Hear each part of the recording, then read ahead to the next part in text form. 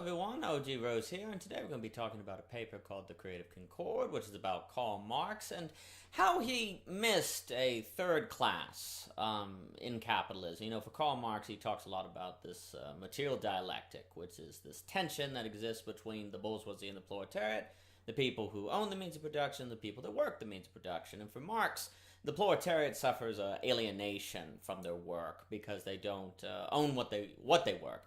And so consequently, these negative sentiments come in, tensions, and there's a revolution in capitalism. And for Marx, it was inevitable. He was deterministic that this class warfare would eventually break down the capitalistic order. And as a result, this would bring in communism, so it's very evolutionary for Marx. And but it doesn't really seem like what Marx talks about has to come to pass. You know, a lot of the richest nations are capitalistic, and there isn't any evolution going on there.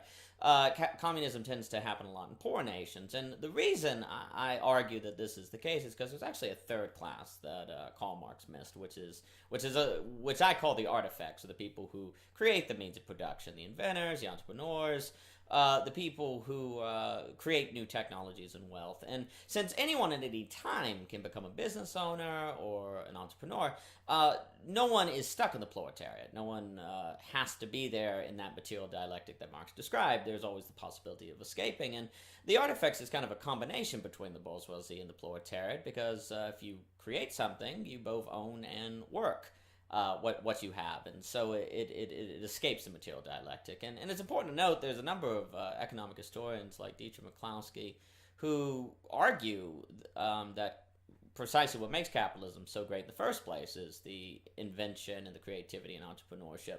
So he talks about the great enrichment and how that started really in capitalistic societies once work became dignified. And there was an idea that people should be free to pursue what they want to do. So anyway, that's just a summary of the Creative Concord. If you're interested in the whole paper, there will be links below. And always appreciate your time. Have a good one.